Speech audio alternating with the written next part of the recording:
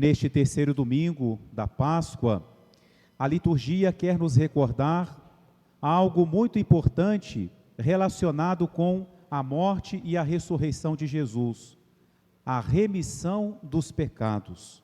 Todas as leituras hoje nos recordam essa verdade. E é importante recordar, porque isso faz parte da nossa fé.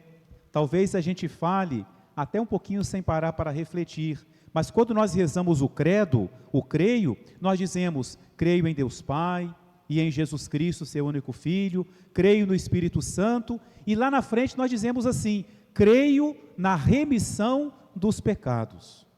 Da mesma forma que eu acredito em Deus, eu acredito também no perdão dos pecados.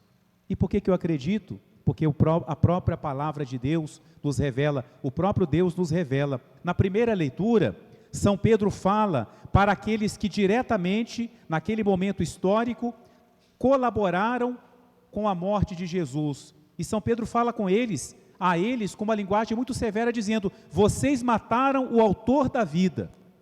E aí a gente poderia pensar, então está tudo perdido? Não. Mesmo tendo cometido um crime tão grande, São Pedro fala para eles: arrependam-se e os seus pecados serão perdoados. Vejam, a remissão dos pecados, mesmo para aqueles que diretamente entregaram Jesus à morte. Na segunda leitura, São João fala para nós, e ele usa um termo muito carinhoso, diz assim: filhinhos, eu vos escrevo para que não pequeis, mas se alguém pecar, está falando para nós, se alguém pecar, saiba que nós temos junto de Deus um defensor, Jesus Cristo, o justo, que é vítima de expiação pelos nossos pecados. E no Evangelho, Jesus vai dizer assim, não é? Que ele ressuscitará e no seu nome serão anunciados a conversão e o perdão dos pecados. E de Jesus, começando por Jerusalém, a cidade onde ele morreu, mesmo para aquelas pessoas, Deus dá o seu perdão. Como isso nos consola, queridos irmãos e irmãs, saber que Deus nos perdoa. O pecado deixa em nós uma sensação muito ruim, o remorso, a dor, o arrependimento, mas nós não precisamos viver com esse sentimento, não precisamos viver presos aos nossos erros, porque Deus nos dá o perdão. E uma vez que nós recebemos a absolvição, a remissão dos pecados, é preciso acreditar: creio na remissão dos pecados. Agradeçamos a Jesus que deu a sua vida exatamente para isso, para nos fazer filhos de Deus, para nos perdoar os pecados e nos fazer participantes da sua própria vida divina. E no Evangelho de hoje, Jesus, nós podemos destacar 3 atitudes de Jesus. Primeiro, ele prova para os seus discípulos que é ele mesmo, que ele ressuscitou. E ele convida os discípulos a usarem os seus sentidos. Ele diz assim: olhem, vejam, sou eu, toquem em mim, sou eu.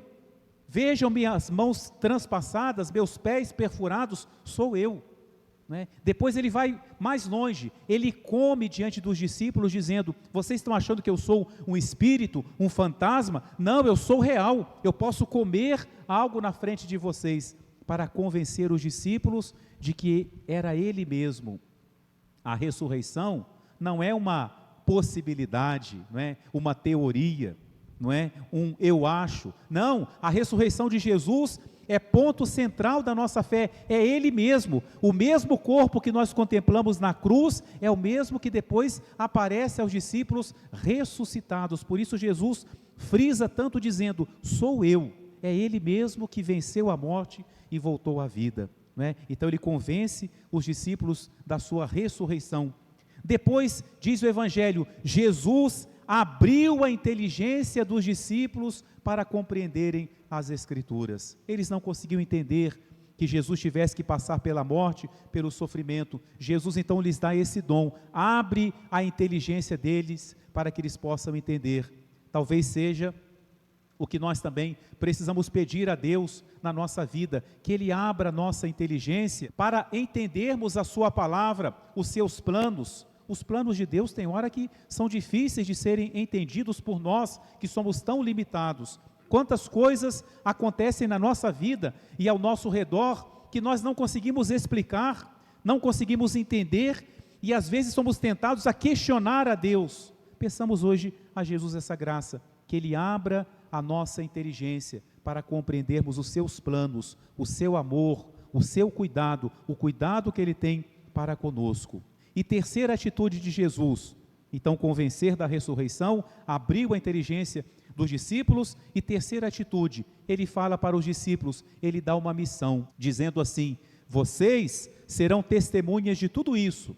Tudo isso o quê?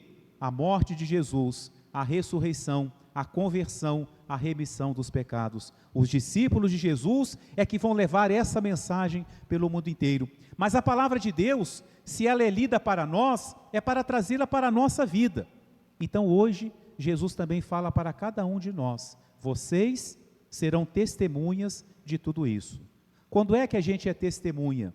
Quando a gente presencia algo, quando eu tenho ciência, quando eu tenho conhecimento de alguma coisa ou de um fato, eu posso ser testemunha. Então nós precisamos que Jesus abra a nossa inteligência, nós precisamos ter esse encontro com Ele, para depois levarmos para a nossa vida esse testemunho, ser testemunhas de Jesus. E nós fazemos isso toda semana ao menos. Hoje, por exemplo, todos vocês já testemunharam a ressurreição de Jesus. Quando saímos de nossa casa, estamos vindo para a igreja, e se alguém nos perguntasse assim: você está indo para onde? E eu vou dizer: estou indo para a igreja. E o que você vai fazer lá? Você pode dizer: eu vou viver mais uma vez a ressurreição de Jesus. O nosso vir até a igreja já é um testemunho da nossa fé, mas que nós possamos levar para o nosso dia a dia, para a nossa vida, essa certeza: Jesus ressuscitou, Ele é a nossa esperança. Nós não adoramos um Deus morto, nós não seguimos a um Deus que ficou morto e sepultado, não, a um Deus que passou pela morte, mas venceu a morte, saiu da sepultura e está vivo e caminha sempre conosco como nosso Deus e nosso Redentor. Amém.